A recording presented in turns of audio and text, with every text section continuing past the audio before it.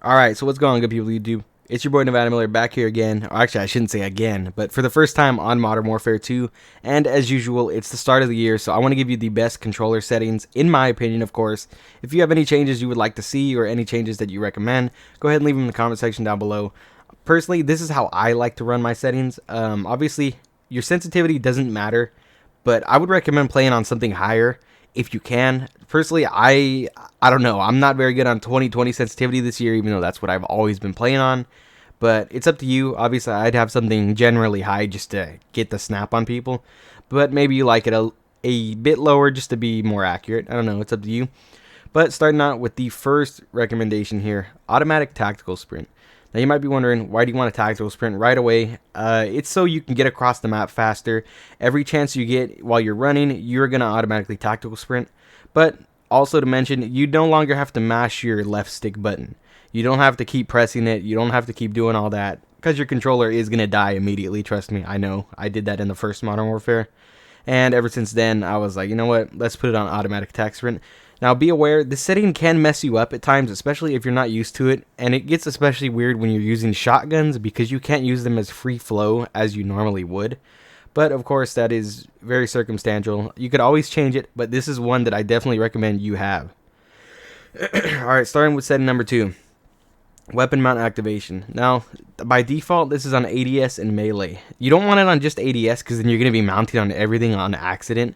You want double tap ADS, so you hit the left stick twice and you mount up. I have this weapon mount exit delay on medium. Honestly, it's up to you, but that's how I have it. I maybe will try to put it on early or whatever the lowest one is so you can get out of the mount as fast as you can. But starting the next one, tap to reload. This isn't Warzone. You don't want to be grabbing weapons off the floor immediately with one tap. You want to reload. At least for right now, this is how I run it, because if not, you're going to be grabbing random weapons off the floor when you're trying to reload. But that's all for the controller tab, so we're going to go to the next one. Alright, start off with the aim assist. We have aim assist type. I use Black Ops in this game only because I forgot to change it to anything else. I started off with the default and I think I changed the precision, but during the beta I ended up on the Black Ops one. I just never changed it. I don't know if it's easier, but I think it's pretty good, honestly. The way I like it, it's as you can see right there, it says traditional aim slowdown near target used in Black Ops games.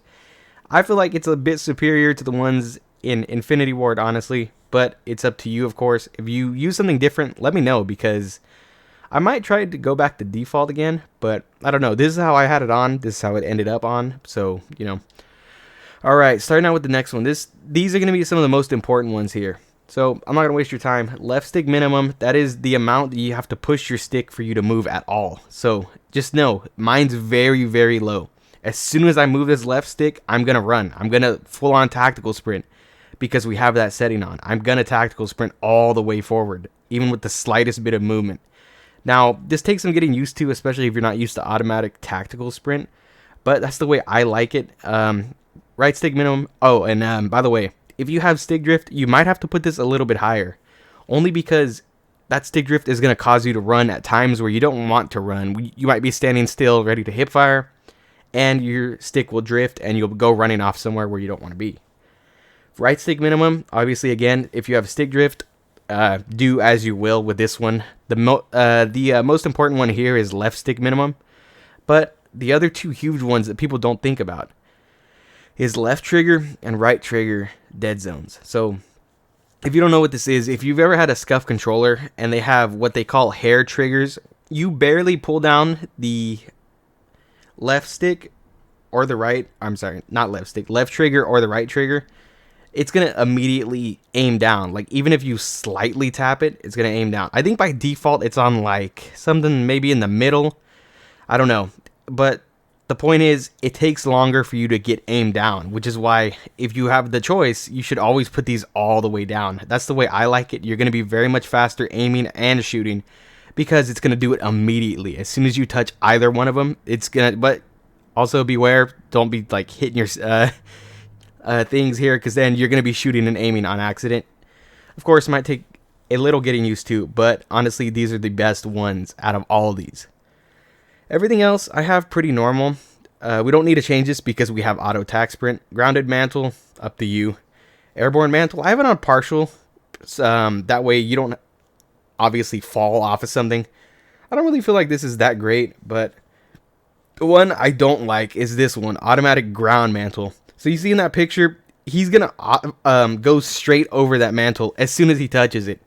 And that's going to be a problem, of course, because we have left stick minimum very low. So as soon as I accidentally walk up on that thing, I'm going over it. And most likely you are going to die from that.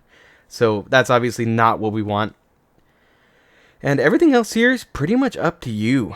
This one right here, invert and slide. Hold to slide, tap to dive. It's up to you. I like it on tap to slide. That way you only have to press circle or B once to slide forward. That way you don't have to take your hands off of the triggers for too long. Plunging underwater, this one's kind of whack, honestly. You might want to do plunge freely, so you look up and down and forward move, but with this one you use A and B to go up and down. I feel like it's kind of whack. Honestly, the water play in this game is kind of whack anyways. Sprinting door bash, I like to just bash through it. It's up to you, of course. Parachute auto deploy, most people in Warzone run that on off, but this isn't Warzone, this is multiplayer.